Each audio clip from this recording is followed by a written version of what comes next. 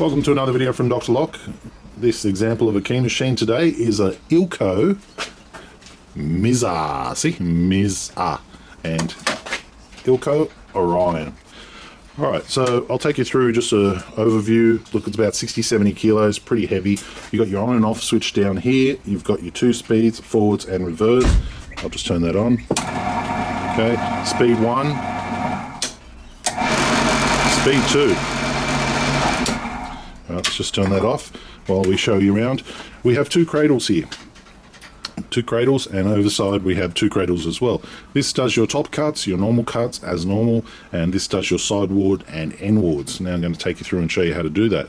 This is a semi-automatic machine because you've got a feed here, so you're not holding the cradle by hand. You use this to move the cradle left and right, like so. You have a screw, like a hold down here, so if you wanted to lock the cradle, so you could just by turning that.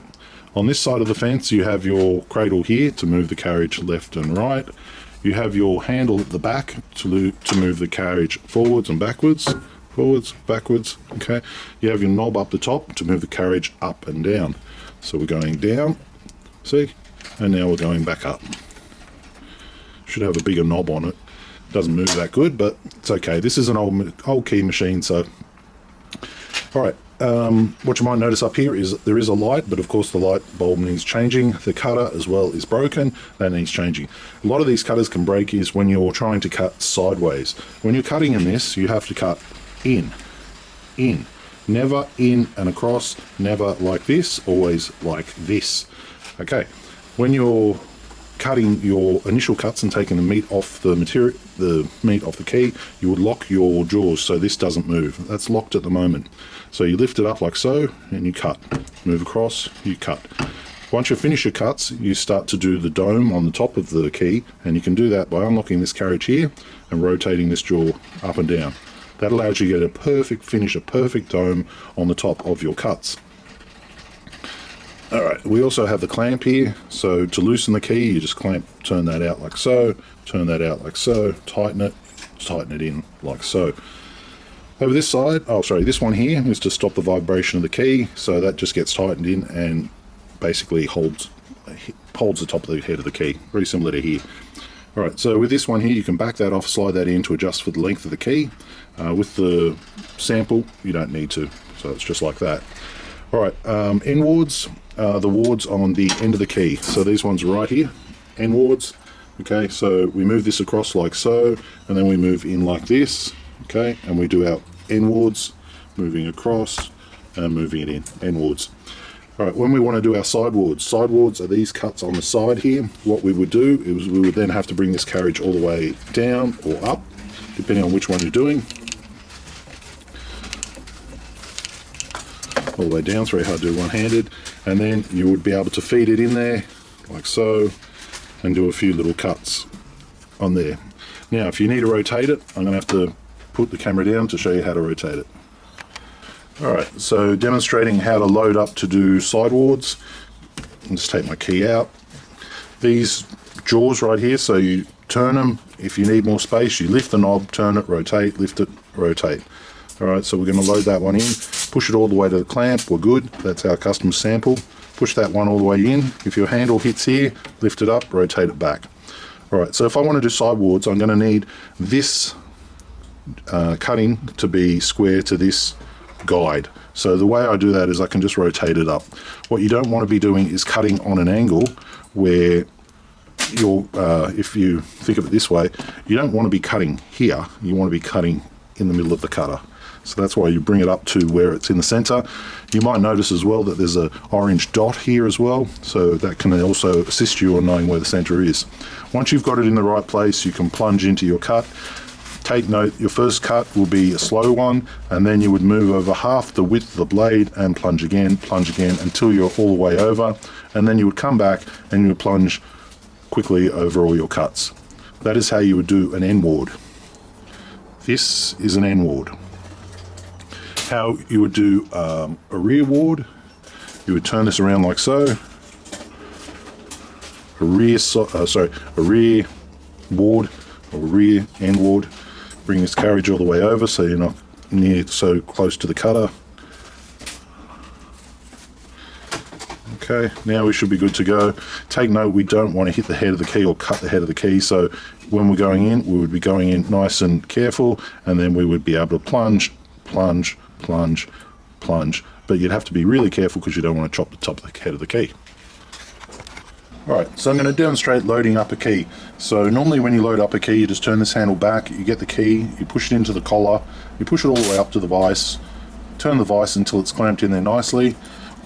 On the cutting side with your blank, you do the exact same thing, turn it in there until it's clamped in there nicely. Now this right here is to stop vibration on the key, so you can move that in when you've got a long headed key like so, and that would be on the top. We also have one of them on the other side. Here is your guide as well. If you need to move it this way, you can by loosening this and rotating this knob. If you need to move it up and down, you've got your side adjustments here, and you turn this screw and that will back it in, back it out. Once you're ready to start cutting, move across to where your first part of the cut is, and what you want to be doing is using half the blade. You want to go in such small cuts, use half the blade. So half the blade, move across, half the blade, move across. This handle right here does my left and right, it also does my in and out.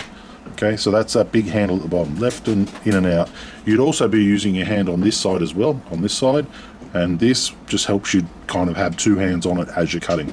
So when you cut, go in, take half a blade, move it across, half a blade, move it across, half a blade. In and out plunges, never left and right. You look at the cutter, it doesn't have any teeth, it's only got teeth on the front, which means in and out, backwards and forwards. This way, okay? Not this way. Alright. We've got our switches on the side, we've got our light at the back which needs replacing. You'll probably have to pop the cover off or something to kind of get to that light bulb. You've got your two speeds via the switch on the side. Let's turn it on. 1, slow, 2, fast. Alright, I'm not going to start cutting on a cutter like that, you're just going to be asking for troubles. I'm not sure why it cut. These cutters are very fragile. When you just knock it, you can actually break it, and look at this cutter, it's been cut in half, so obviously somebody's knocked it and it's broken. Alright, how do we change the cutter on this? Now you might notice right here there is a big hole. If we move this down here, you'll see it even better. See this big hole right here? What you want to do is be putting in a big pole into that hole. And I've got a pole here, I can demonstrate it. So I'm going to come up underneath this jaw like this, right, so this pole, and I would be coming up into this hole. I've got to feed through the camera tripod.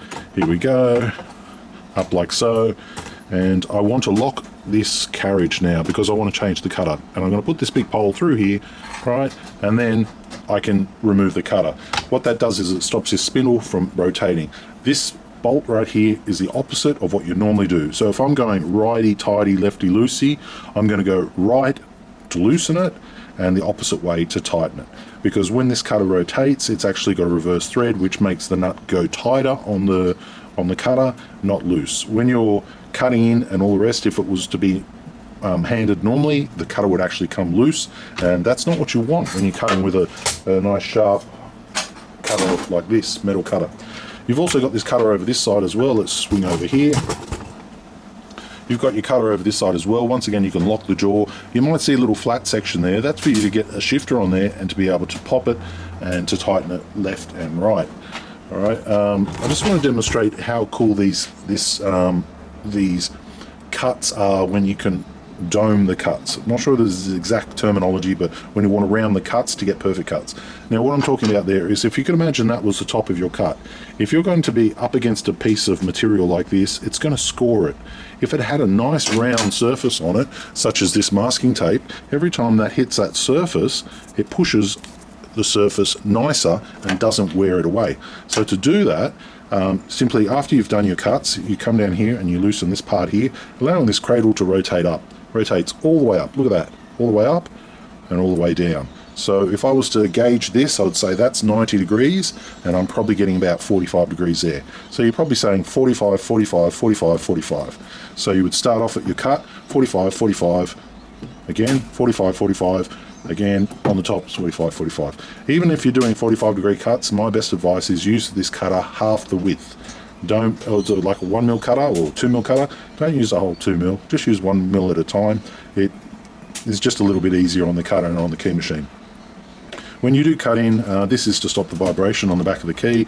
You will get a little bit of vibration, a little bit of noise. That's quite common with cutting mortise keys. To lock this cradle here, there's a pin that comes out as I rotate this, so just going to rotate that. Then I can tighten it up here as well. So that now is only for plunging. If I want to lock this cradle here, I can just tighten this one here, this one right here, sorry, this one here, and now I can't move the cradle. I can also adjust my handle out here too. If you look at it, this big bend, I can adjust it and make it come up. I can make it a little bit more ergonomic. This one here is a straight handle, you can't adjust that. The one down the back as well, straight handle, you can't adjust that, but you don't really need to. When doing the sideboards and things like that, they're the ones you have to really do with care. These ones here, all right, they're not, how do you say, the easiest to do. I'll do it from this angle just to give you a bit of an idea. So I would have to, if I'm doing sideboards, I would come in like so, very, very carefully, and then I'll just cut, and then once I've done that, I'm going to flip my key around over this side, like so, and do the same on this side. Okay, and then I'm just going to cut. Now this right here as well is adjustable. I'll move up a bit there so you can see it. This is like a four-way guide. There's 4 different shapes here. It looks as if there's a straight spot here. It looks like you back off the Allen key, you grab this, you rotate it around to which one you want. As long as this and this are both in line and exactly the same, it should work. So you can rotate it. Look, it's a funky looking device here with some sort of tightening thing and all the rest. Looks like you just rotate it to where you need it and then tighten it up. If your spacing's wrong, you can loosen this screw to move it in and out. Hang on. This screw here to move it this way. There's no, well, you shouldn't have to move it up or down, but I'm pretty sure you'd find a screw down the back if you want to do that. There is a Allen key here and a shaft here, so I'm pretty sure you loosen that and just rotate that around to whichever side here you want.